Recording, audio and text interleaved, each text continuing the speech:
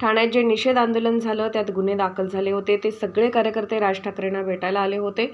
बदलापूरमधील काही महिला होत्या त्याही भेटायला आल्या होत्या। सगळ्या प्रकरणाची माहिती राज ठाकरे यांनी घेतली। मोखाड्यात अशी बदलापूरसारखी घटना घडली आहे। घटना दाबली गेली नाही पाहिजे। घटना समोर आल्या तर कायद्याचा धाक राहील। मनसेतर्फे आम्ही सगळ्यांना आवाहन करतोय, जिथे जिथे असे आढळेल तिथे आवाज उठवा। मनसे सैनिक शांत बसणार नाहीत। गुन्हा दाखल करण्यास वेळ का लागला हा प्रश्न काल राज ठाकरे यांनी वरिष्ठ अधिकाऱ्यांना विचारला। या अशा घटना जोपर्यंत समोर येणार नाही आणि गुन्हेगाराला चाप बसणार नाही तोपर्यंत थांबणार नाही। अन्याय दिसेल तिथे लात मारा असं मनसे सैनिकांनी सांगितले आहे। एवढी मोठी घटना घडली, पोलीस स्टेशन एका व्यक्तीने चालत नाही, सिनियर PIने टाळाटाळ केली म्हणून अशी घटना घडली। लहान मुलीवर अत्याचार करणाऱ्याला फाशी झालीच पाहिजे। अनधिकृत कैदेत बसत नसेल तरी ॲक्शन करा। ज्या पद्धतीने काम तिथे झालं आहे त्यामुळेच अशी घटना घडली आहे। महाराजांना देवाच्या जागी पाहतो, आपण त्यांना देव मानतो आणि त्यांच्याच पुतळ्याच्या बाबतीत अशी घटना घडत असेल तर काय अपेक्षा ठेवायची सरकारकडून? पाण्याच्या योजनेचे बजेट वाटले जातात पण समस्या अजूनही तिथे आहे। आम्ही कसे चर्चेत येऊ आणि निवडणुकीला सामोरं कसं जाऊ असं चालू आहे। महाराजांशी यांना काही संबंध नाही, हे फक्त निवडणुकांपुरते बोलत आहेत। राज ठाकरेंची चीड आम्ही डोळ्यांनी पाहिली आहे। महाराजांचा पुतळा असा पडू शकतो तर काय अपेक्षा ठेवायची आम्ही त्यांच्याकडून? आज आमच्या सर्व टीमनी सन्माननीय राजसाहेबांची भेट घेतलेली आहे। मध्ये जो एक आंदोलन झालं होतं ठाण्यामध्ये, साहेबांच्या गाड्यांवर ताफा अडवण्याचा जो प्रयत्न झाला आणि त्यानंतर ठाण्यात महाराष्ट्र सैनिकांनी जे काही केलं होतं त्या अनेक जणांवर, जवळजवळ 100-125 जणांवर गुन्हे दाखल झाले होते आणि त्या सर्व गुन्हे दाखल झालेल्या आमच्या सहकाऱ्यांना सन्माननीय राजसाहेबांनी आज भेटायला बोलवलं होतं। सन्माननीय राजसाहेबांनी आज आम्हाला मेसेज दिलेला आहे की निवडणुका जवळ येतात, कामाला लागा आणि मी लवकरच ठाण्याला भेट देणार आहे, ठाण्यातल्या सर्व गणेश मंडळांना भेट देणार आहे। पण अनेक खरं तर कार्यकर्ते या ठिकाणी होते, अनेकांवर केसेस देखील घेतल्या गेलेल्या आहेत, त्या संदर्भात काय बोलणं? मला वाटतं की साहेबांनी अनेक लोकांशी चर्चा केली, काय केसेस घेतल्या त्याची माहिती घेतली। पुन्हा बदलापूरच्या महिला ज्या होत्या त्यांच्याबद्दल बदलापूरच्या बाबतीतल्या सगळ्या माहित्या साहेबांनी घेतल्या आणि केसेसची काही सवय आम्हाला आधीपासून आहे त्यामुळे काही नवीन नाही आहे आमच्यासाठी। पण पुन्हा आमच्या सर्व महाराष्ट्र सैनिकांचं एक मत आहेच की पुन्हा जर तुम्ही असं वागाल तर आम्ही पुन्हा तुमच्या समोर येणार, एवढं नक्की।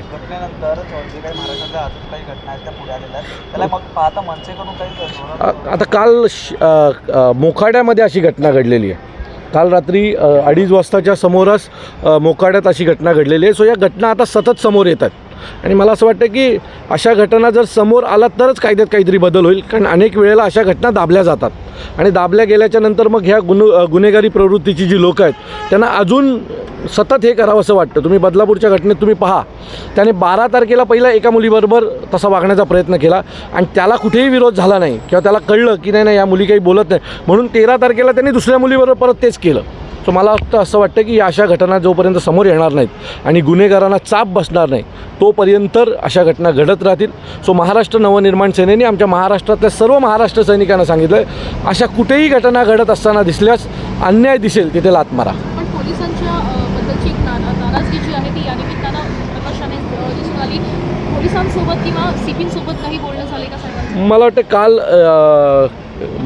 ठाण्याचे रिजनल साहेबांना भेटायला आले होते आणि त्यावेळेला ते ज्या वेळेला बाजू मांडत होते त्यावेळेला सन्माननीय राजसाहेबांनी एकच गोष्ट सांगितली की त्यांनी सांगितलं की गुन्ह्याला लेट काय होतं आहे म्हणून ते एक्सप्लेन करत होते। तर त्यांनी सांगितलं की ज्या वेळेला हे आमच्याकडे आले आणि त्याच्यानंतर 1-1.5 तासाने महाराष्ट्र सैनिकांनी त्या शाळेमध्ये गोंधळ घातला म्हणून सिनियर PI तिकडे गेले। तर साहेबांचं स्पष्ट मत होतं की एवढी मोठी घटना घडली, सो अख्खं पोलीस स्टेशन आहे, पोलीस स्टेशन फक्त एकटा सिनियर PI चालवतो का? सो त्या मुलीबरोबर सिनियर PIने थांबणं गरजेचं होतं आणि बाकीचा स्टाफ पाठवायला पाहिजे होता त्या जागी, पण सिनियर PIने ते न करता टाईम कार्डपणा केला आणि त्याच्यानंतर साहेबांना जी इन्फॉर्मेशन होती या सगळ्याच्या बाबतीतली तो घटनाक्रम सांगितला आणि पुन्हा साहेबांचं असं मत होतं की हे पोलिसांनी मान्य केलं पाहिजे की गुन्हा नोंदवण्यासाठी वेळ लागलाच आहे। पण या संदर्भात कुठली ठोस कारवाई होणं अपेक्षित आहे, कारण कायद्याचा भाग जो आहे तो अशा सराईत गुन्हेगारांना दिसून येत नाही। मला असं वाटतं की आमच्या सगळ्यांची, संपूर्ण महाराष्ट्रातल्या कुठल्याही माणसाला जर तुम्ही आज विचारलं तर लहान मुलींवर अत्याचार करणाऱ्याला फाशी झालीच पाहिजे आणि आमचंही मत तेच आहे। मुळात माझं असं मत आहे की सरकार का शांत आहे या सगळ्या घटनांवर कळत नाही, कारण रोज एखाद दुसरी घटना समोर येते। सो ही एखाद दुसरी घटना रोज समोर येत असेल तर आपल्याला कडक चाप बसवायला पाहिजे। अधिकृत अनधिकृत कायद्यात बसेल नसेल तर कायद्याच्या बाहेर जाऊन करा, पण करा। मी त्या दिवशी एका चॅनलला म्हटलं होतं, जर आमचं सरकार असतं ना तर एन्काउंटर केला असता ह्या लोकांचा. त्याशिवाय यांना धडा बसणार नाही, यांना चाप बसणार आहे. चिमुकल्यांवर हात टाकताना जर यांना लाज वाटत नसेल तर ह्यांच्यावर हात टाकताना आपल्याला का लाज वाटली पाहिजे? ह्यांच्यावर हात टाकलाच पाहिजे, यांना ठोकून काढलं पाहिजे. दुसरा एक असा प्रश्न आहे की ठाण्यामध्ये जे आंदोलन झालं ते एकूणच CM DCM कडून असं उत्तर आलं होतं की जी गोष्ट झाली त्याला प्रतिउत्तर म्हणून मनसेचं आंदोलन. बरोबर आहे, पण त्याच्यानंतर ज्या पद्धतीनं गुन्हे नोंदवले गेले ते गुन्हे मागे घेण्यासंदर्भात काही चर्चा होती? नाही, अशी कुठलीही चर्चा आमची कोणाशी नाही. आणि आंदोलनानंतर, आंदोलनाच्या आधी आणि आंदोलनाच्या नंतर आमचं ह्या लोकांशी कोणाशी कुठल्याही प्रकारचं बोलणं नाही. पण त्यांनाही कळतं आहे की तुम्ही केलं म्हणून आम्ही केलं, आणि म्हणून मगाशी मी म्हटलं तुम्ही जर परत कराल तर आम्ही परत तेच करू आणि आणखी जोशात करू. मालवणमधल्या घटनेवरून मोठ्या प्रमाणामध्ये राजकारण होते. काल सुद्धा 2 गट आमचे स्वामी होते आणि त्याच्यामध्ये सुद्धा अत्यंत चुकीच्या शब्दामध्ये एकमेकांवरती आरोप करताना पाहायला गेले होते. निलेश राणे पोलीस अधिकाऱ्यांना धमकावताना सुद्धा पाहायला गेले होते. तुम्ही कसं पाहता या सगळ्या? मला असं वाटतं की ज्या पद्धतीने तिथे काम झालं आहे त्या निष्क्रिय दर्जाच्या कामामुळेच ही घटना घडली आहे. आणि अशा दर्जाची कामं संपूर्ण महाराष्ट्रात चालू आहेत. याची कधी चौकशी होणार आहे का? आपल्याकडे महाराजांना आपण देवाच्या जागी पाहतो महाराष्ट्रामध्ये, आणि जर आपण ज्यांना देव मानतो त्यांच्याच पुतळ्याच्या बाबतीत अशी घटना घडणार असेल तर उद्या तुमच्या बाकीच्या कामांची काय आम्ही अपेक्षा बाळगायची चांगल्या क्वालिटीची? घडलेली घटना ही दुर्दैवी आहे. अशाच प्रकारच्या महाराजांच्या पुतळ्याच्या बाबतीत जे घडलं आहे असं गल्ली गल्लीत घडतं आहे. आपले रस्ते करोडो रुपये देऊन उखडत आहेत. आपल्या पाण्याच्या योजना आल्यात, वर्षोनवर्ष पाण्याच्या योजनांचे बजेट फक्त वाढले जात आहेत, पण पाण्याच्या योजना पूर्ण होत नाही आहेत. अशा अनेक गोष्टी आहेत. हे एक आपण पकडूया महाराजांच्या रूपाने समोर आलं, पण अशा खाली अनेक गोष्टी घडत आहेत ज्या निष्क्रिय दर्जाच्या बनवल्या जात आहेत किंवा केल्या जात आहेत. यातून पैसा कोणाला जातो हे आम्हाला माहीत नाही आहे, पण जर काम निष्क्रिय दर्जाचं होतं आहे आणि त्यानंतर अधिकारी बोलत नाही, राजकीय नेते बोलत नाही, सत्ताधारी बोलत नाही, याचा अर्थ कुठेतरी पाणी मुरतं एवढं नक्की. पण महाराज पुतळा प्रकरणामध्ये 2 राजकीय पक्ष म्हणजे सरकारी आणि विरोधी दल जे आहेत ते शक्ती प्रदर्शन करताना दिसून येतात मालवणमध्ये. हे काय आहे, यांचं एकमेकांचं लपवायचं काम चालू आहे की हा विषय राहिला पाहिजे बाजूला आणि आम्ही कसे चर्चेत येऊन निवडणुकीला लोकांच्या सामोरे कसे जाऊ, आम्हाला फोकस कसा मिळेल, यांच्याकडे या लोकांचं लक्ष आहे. यांचं महाराजांवर प्रेम आहे म्हणून हे नाही चाललेत, हे फोकस मिळवण्यासाठी चालू आहेत. कारण 2 महिन्यांनी निवडणूक आहेत, एकाला जिंकायची आहे आणि दुसऱ्याला पुन्हा सत्तेत यायचं आहे.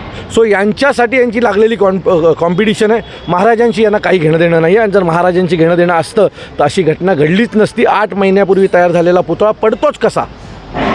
मला वाटतं सन्माननीय राजसाहेब याचा समाचार लवकरच घेतील. धीर जरा 1-2 दिवसात. मी काल साहेबांसोबत होतो. आता मला माहीत नाही मी तुमच्याशी बोलायला पाहिजे की नाही. काल बदलापूरला जाताना मी साहेबांसोबत होतो. मी साहेबांची चीड पाहिली की या देशात जर महाराजांचे पुतळे तुम्ही नीट बांधू शकणार नाहीत या महाराष्ट्रामध्ये तर तुम्ही बाकी काय आम्हाला चांगलं देणार आहात? त्यांची जी काल चीड होती ना हे पुतळ्या प्रकरणामध्ये, महाराजांचा पुतळा पडला या प्रकरणामध्ये, ही मी डोळ्यांनी पाहिली आहे. खरं तर साहेब बोलतील हे मला माहिती आहे आणि मी हे तुमच्याशी बोलायचं की नाही हेही मला माहीत नाही आहे साहेब काय रिॲक्ट करतील. पण साहेब प्रचंड चिडलेले आहेत या सगळ्या प्रकरणामध्ये आणि त्यांचं छत्रपती शिवाजी महाराज आणि गडकिल्ले यांच्यावर नितांत प्रेम आहे. त्यामुळे ज्या वेळेला ते बोलतील त्यावेळेला यांचे कपडेच फाडतील. एक शेवटचा प्रश्न, सरकारने ही चूक मान्य करणं गरजेचं होतं असं वाटत नाही का? जी वाऱ्यावरती किंवा काहीतरी चांगलं घडायचं होतं. मला वाटतं की आज एक चांगला एका प्रेसने छान लिहिलं आहे की किती ह्याचे वारे सुटले की काय घडू शकतं. तर मला वाटतं हे जर मुख्यमंत्री साहेबांनी नीट वाचलं तर त्यांना कळेल की तुम्ही दिलेली इन्फॉर्मेशन चुकीची होती.